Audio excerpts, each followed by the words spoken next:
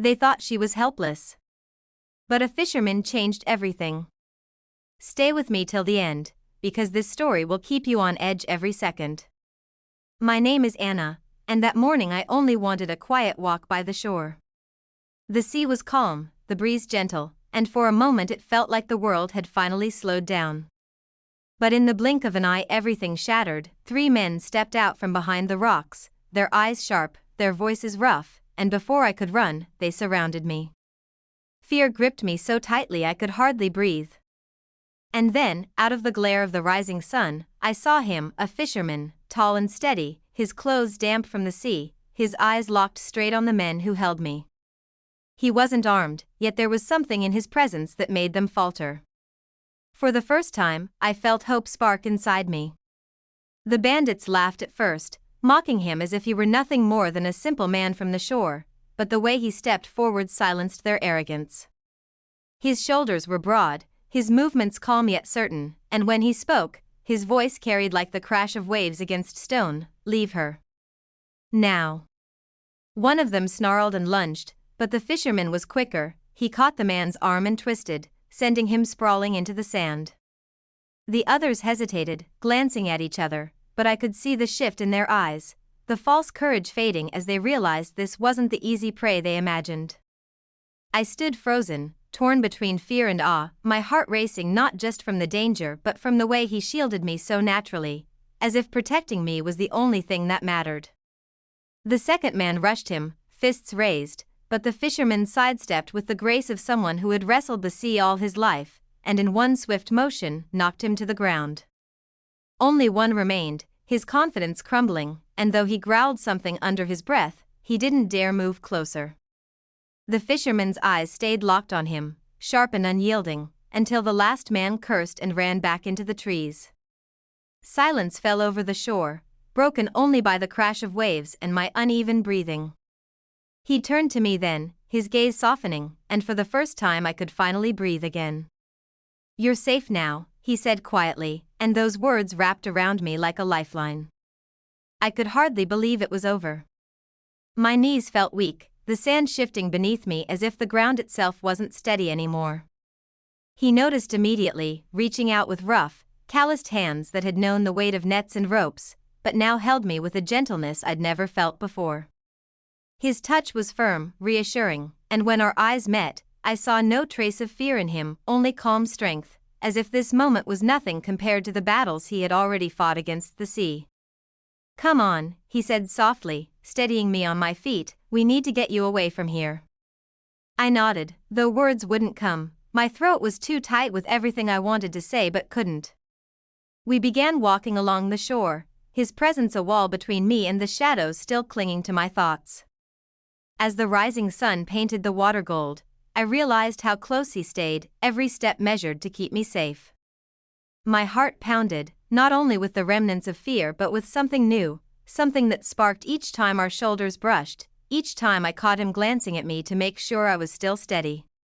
Finally, I whispered, my voice fragile but honest, "You saved me."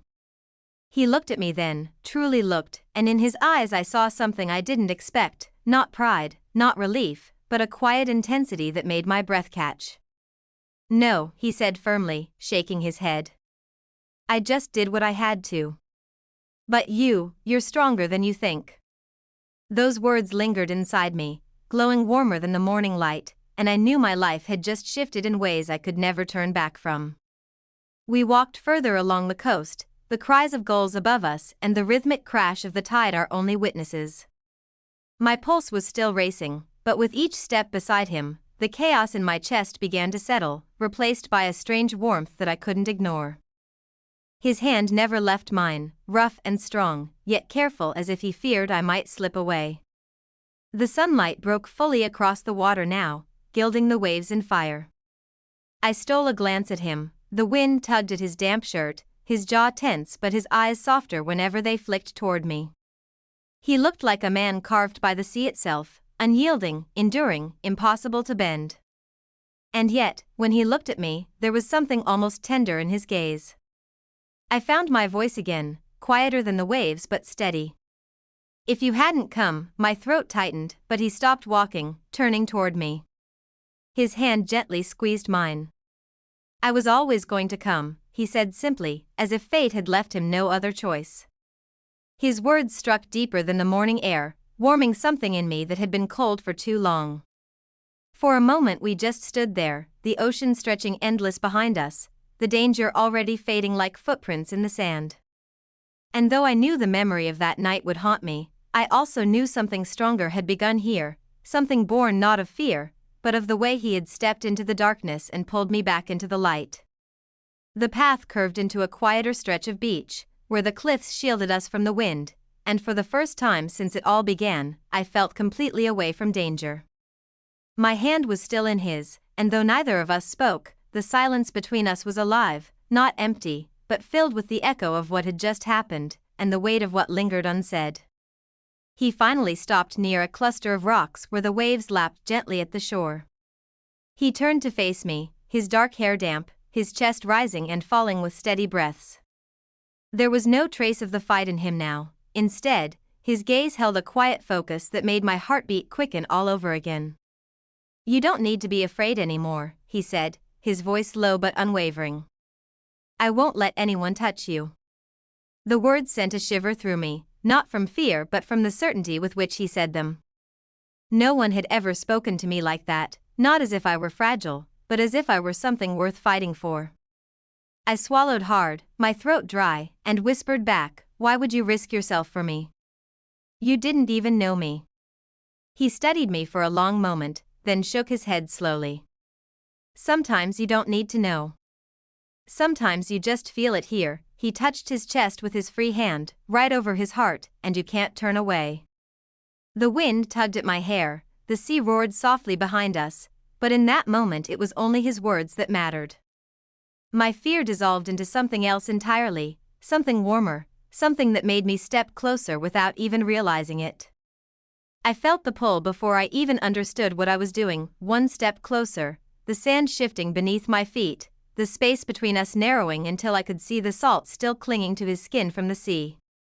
His eyes didn't waver, they stayed locked on mine, steady and unyielding, but there was a softness there too, something that told me I was safe, even as my heart pounded like the waves against the rocks. For a moment neither of us spoke. The world held still, the sea, the gulls, even the wind seemed to hush. His hand, still wrapped around mine, tightened just enough to let me feel the strength in his grip, but also the care, the restraint, as if he was holding back a storm he didn't want to unleash without my permission. "You don't know what this means to me," I whispered, my voice breaking, though I wasn't even sure what I was confessing, gratitude, relief, or something far deeper that had bloomed in the middle of fear. He leaned in just slightly, enough that I felt the warmth of his breath when he spoke. "I don't need to know," he said, his voice low, rough like the tide.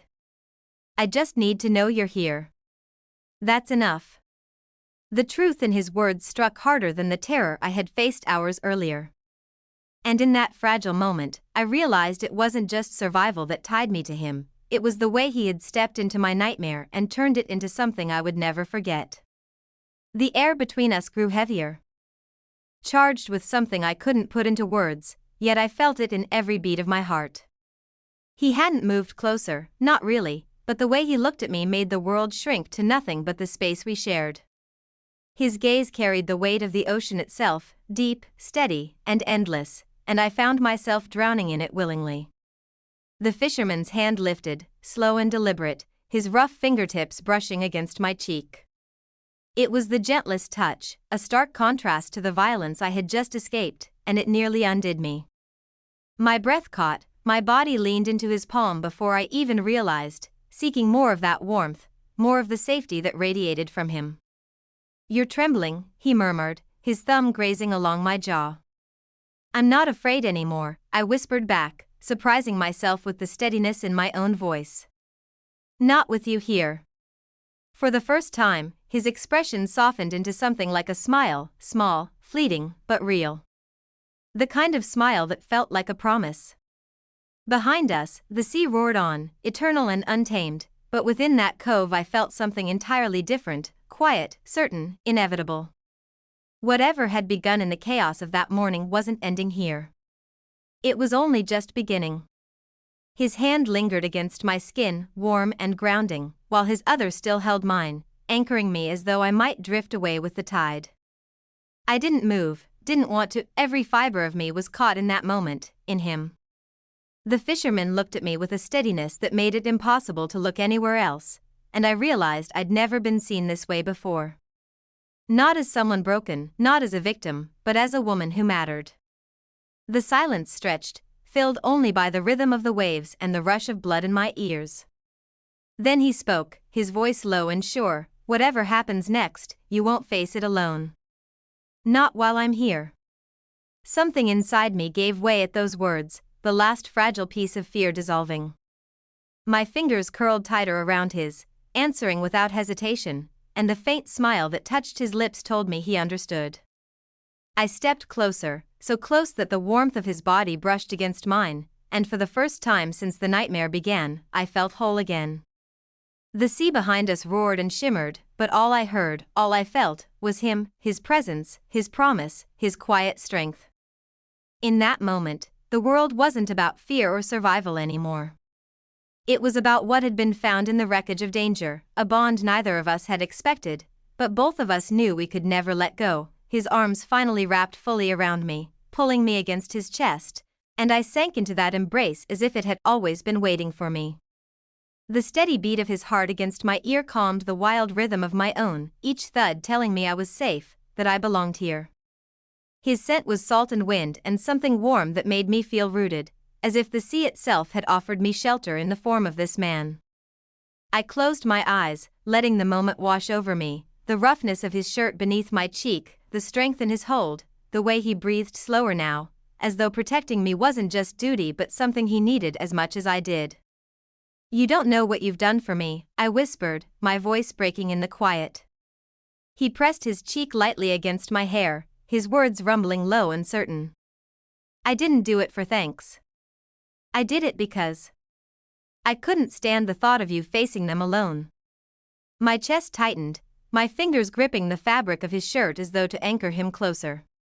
When I tilted my head back, his eyes met mine, unflinching, and in them I saw no hesitation, no regret, only the reflection of the bond that had been forged on this shore, in the fire of fear and the calm of his courage. The sea raged and shimmered around us, but within his arms, I finally understood what it meant to be saved, not just from danger, but from loneliness itself. I lifted my gaze to his face, tracing every line as if memorizing him was the only thing that mattered now. The ocean wind tugged at his damp hair, but his eyes never left mine, steady, grounding, filled with a warmth that made my chest ache. His thumb brushed over the back of my hand, and though the gesture was so small, it sent a shiver through me stronger than the crash of the waves. "I should be terrified right now," I whispered, my voice trembling, "but with you, it feels like the fear is gone." He tilted his head slightly, a shadow of a smile tugging at his lips. "That's because it is. Fear doesn't win when you've got something worth standing for." Those words sank deep, more powerful than any promise. I felt my throat tighten, my heart swell, and before I could think better of it, I leaned into him, closing the space between us.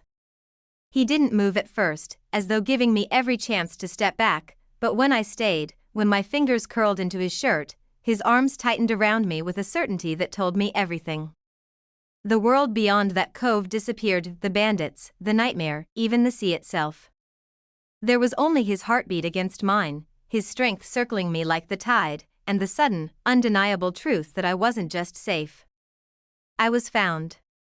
His hand moved slowly up my back, steady and careful, like he was afraid to break the fragile spell between us, yet his hold never wavered, firm as the sea's tide. I could feel the warmth of his breath against my temple, each exhale syncing with the wild rhythm of my own chest, until my fear gave way to something deeper, something I couldn't ignore anymore. I tilted my head, searching his eyes again, and what I saw there stopped me cold, an unspoken truth, raw and undeniable, waiting only for me to accept it. His gaze was fire wrapped in gentleness, the look of a man who had already chosen to stand beside me, no matter the cost. "I don't even know your name," I whispered, the words slipping out before I could stop them. He smiled faintly, that rare softness lighting his face in a way that made my heart twist. "Daniel," he said simply, his voice rough but sure. "But you don't need my name to know what I feel right now."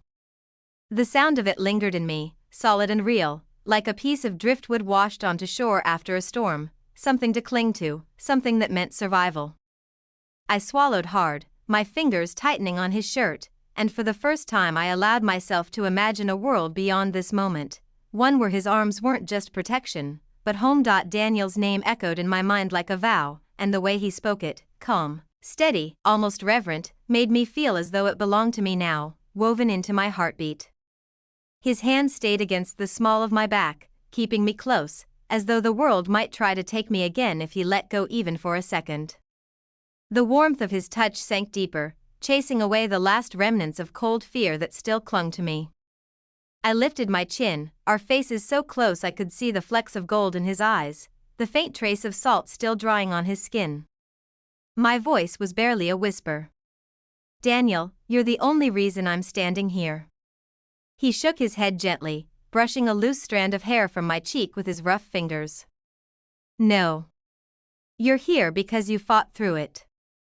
I just gave you a chance." His smile was faint, but there was pride hidden in it, and something more, something that made my chest ache with a rush of warmth I couldn't contain. The waves crashed louder behind us, the spray scattering light from the rising sun, and for a heartbeat it felt like the entire shore held its breath. His forehead touched mine, a simple gesture, but it broke something open inside me. My eyes closed, and all I could feel was him, his steadiness, his strength, and the quiet truth that whatever had begun between us in fear had already transformed into something unstoppable. His forehead rested against mine, and in that closeness the world felt impossibly still, as if even the ocean was holding back its waves to give us this moment. I could feel the heat of his breath brush my lips, every exhale fanning the fire already burning inside me. My hands, almost without thought, slid up his chest, feeling the solid strength beneath the thin fabric of his damp shirt, the steady rise and fall that matched the rhythm of my racing pulse. Daniel didn't rush, didn't press. He just held me there, his thumb tracing a slow line along my jaw, anchoring me in the intensity of his gaze. "You deserve more than fear," he murmured, his voice low, rough with something deeper than words. "You deserve someone who will fight for you. Always." The confession struck through me, raw and certain, and I felt my throat tighten with a mix of gratitude and something dangerously close to longing. I whispered back, my voice trembling, "And what if I've already found him?" For the first time since he pulled me from the grip of danger, his guard slipped completely, and the smile that spread across his face was small but filled with a warmth that melted the last of my hesitation. He leaned closer, the distance between us dissolving until there was nothing left but the inevitability of what had been building since that first moment on the shore. His lips hovered a breath from mine, and in that fragile heartbeat I realized how much the world had changed in a single morning.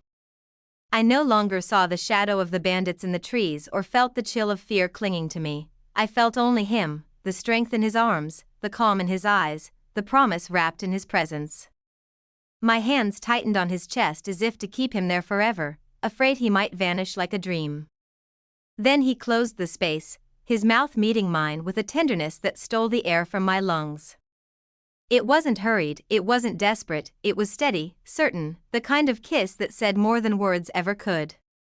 The sea roared behind us, gulls cried overhead, but all I knew was the warmth flooding through me, breaking every barrier I had tried to hold.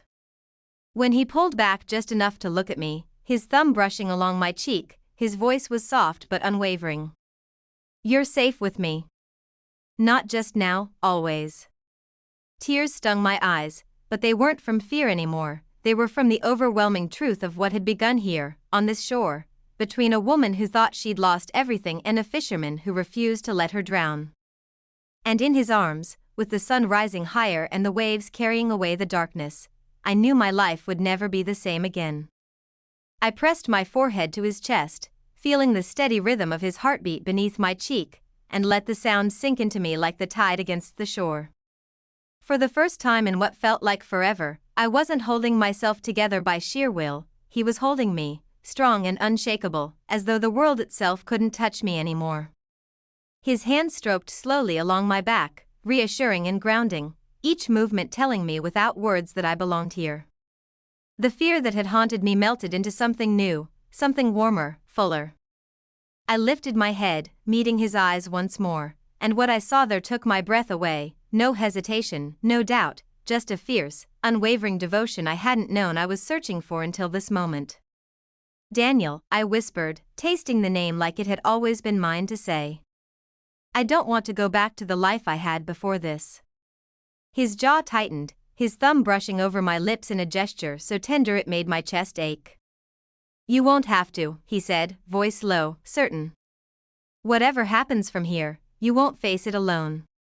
The promise hung between us, stronger than any vow, binding us together in a way that felt both terrifying and inevitable. And as the waves crashed against the rocks, I leaned into him fully, knowing that somehow, against every odd, I had been saved not just from danger, but from the loneliness I thought would never leave me. His arms tightened around me, not in urgency but in a way that felt like home, like he was anchoring me to something I hadn't realized I was missing until now. The salty wind carried the cries of gulls above us, the sea shimmered with restless light, yet all of it faded into the background compared to the steady warmth of him. I breathed him in, the scent of salt water, sun, and strength, and felt the last fragments of fear dissolve completely. He leaned back just enough to look at me, his hand brushing gently along my hair, tucking a strand behind my ear. His eyes lingered, studying me with the same patience he must have given the sea. Calm, enduring, endless. "You're stronger than you know," he said softly, and his voice carried the weight of truth. "But even the strongest don't need to stand alone." The words sank deep, warming me more than the rising sun at my back. My lips parted, and though my voice shook, the confession spilled out. I don't want to stand alone anymore. Something changed in his expression then, his smile widened, not bright or careless, but slow and sure, a smile that felt like it belonged only to me. His forehead pressed against mine again, his breath mingling with mine, and I knew that the bond forged in fear had become something unbreakable. There on the shore, with the tide washing away every trace of the night's terror, we stood wrapped in each other, no longer strangers, but something far greater. And I realized, with a certainty that frightened me less than it thrilled me, that Daniel hadn't just saved my life. He had stepped into it, and I couldn't imagine letting him go. His name still echoed in my thoughts, each syllable carrying the weight of what he had become to me in such a short time. Daniel. The fisherman who had walked out of the sea like a force of nature, who had faced down shadows I couldn't escape, who now held me as if I were the most precious thing in his world. My fingers clung to the fabric of his shirt, unwilling to let go, as though releasing him might undo the fragile magic binding us. The ocean stretched endlessly behind us, its voice powerful yet distant, and for once I didn't feel small against its vastness. Not with him. With him, I felt grounded, rooted, as if the waves could rise and storms could rage, but I would never be swept away again. He lifted my chin with the gentlest touch, forcing my eyes back to his, and the way he looked at me made my breath falter. "Whatever path brought us here," he murmured, "I won't let you walk away from it alone. Not now. Not ever." The vow in his words sent warmth flooding through me, dissolving the last chains of fear. A smile, faint but real, broke across my lips as I leaned closer, whispering back, "Then don't let go." And in the golden hush of the morning, with the tide erasing every trace of the danger we had faced, he answered me not with words but with the strength of his embrace, binding me to a future I hadn't dared dream of until now. The sun climbed higher, painting the horizon in streaks of gold and fire, and its light seemed to settle on us, as though the sea itself had chosen to bless this fragile, impossible moment. Daniel's embrace grew steadier, less about protection now and more about belonging. I could feel it in the way his hands rested at my back, not hurried, not desperate, simply certain, as if he'd known all along that I would end up here, in his arms. I pulled back just enough to see his face again, and the sight of him stole my breath. His eyes still held that fierce strength that had scattered the bandits, but behind it now burned something warmer, something meant only for me. "I thought I was lost," I whispered, my voice trembling but true. "But you've given me more than safety." You've given me a reason to hope again." He didn't answer right away. Instead, he brushed his thumb over my cheek, slow and tender, and then leaned in so close his words fell against my lips. "Hope is the one thing I'll never let you lose."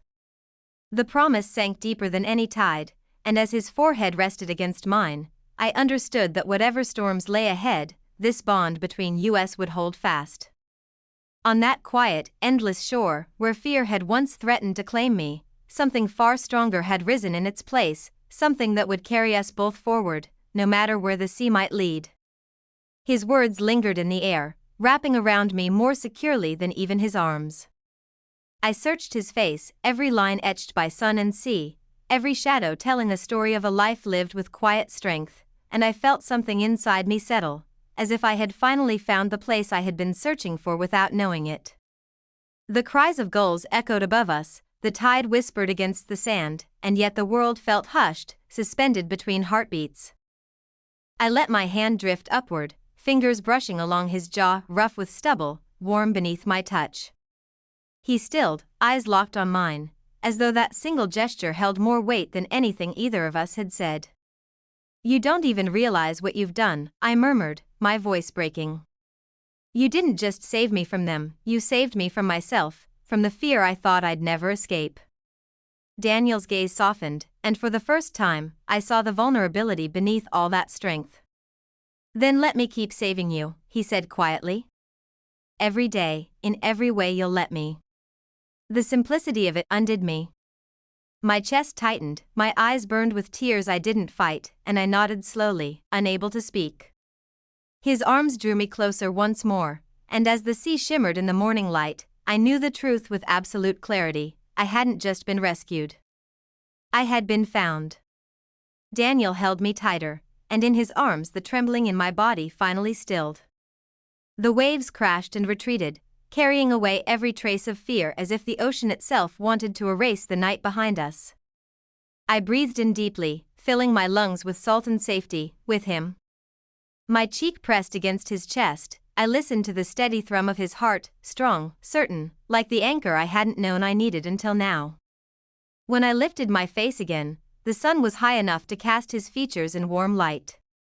His eyes glowed like burnished amber, steady and unwavering as they searched mine.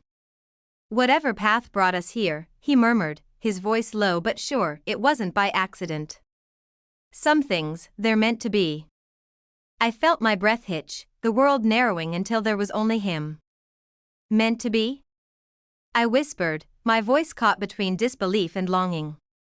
He nodded once, brushing a strand of hair from my face with a tenderness that broke something open inside me.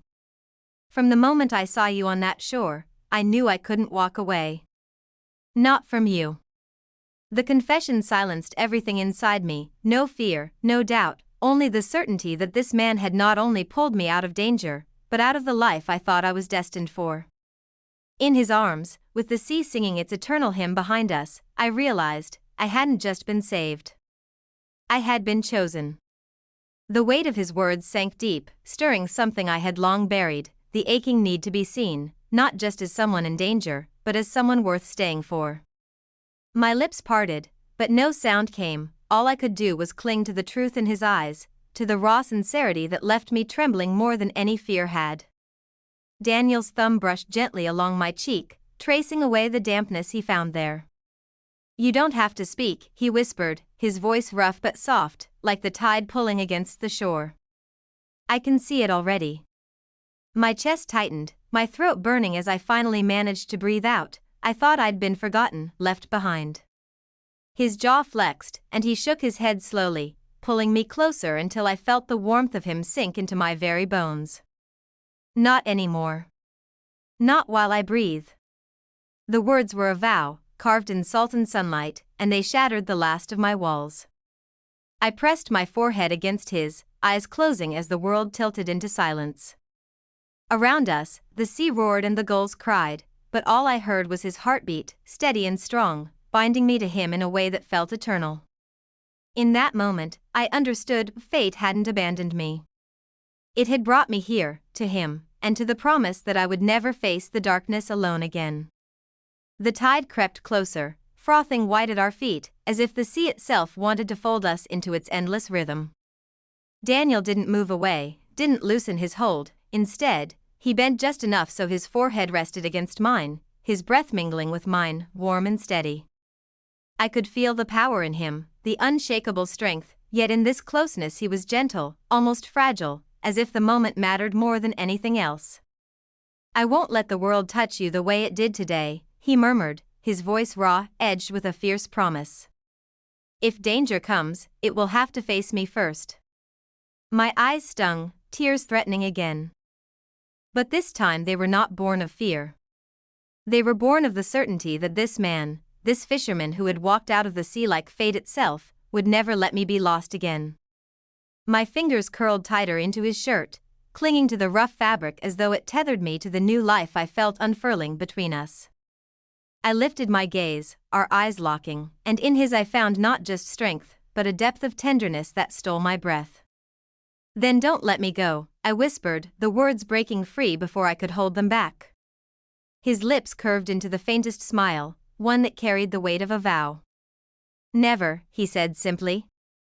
And as the waves rose and fell in their eternal dance, I knew with a clarity that shook me, the shore where I had almost lost everything had given me something greater.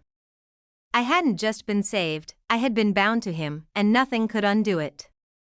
The sea stretched endless behind us, but for me the world had narrowed to the strength of his arms and the certainty in his eyes. Daniel held me as if letting go would shatter everything, his warmth sinking deeper than the sun that climbed higher above the horizon. I breathed in his presence, steady and unyielding, and felt the last trace of fear dissolve into something far greater. "You're safe now," he whispered again, but this time it wasn't just a reassurance, it was a vow, carved into the salt air and the rhythm of the waves. I looked up at him, saw the unshakable truth of it in his gaze, and for the first time in so long, I believed. On that shore, where terror had nearly claimed me, I found something I never expected, a man who stepped into my darkness and lit it with his strength. And as I clung to him, knowing the sea would carry away every footprint of the past, I understood the truth with absolute clarity: he hadn't only saved my life. He had become it.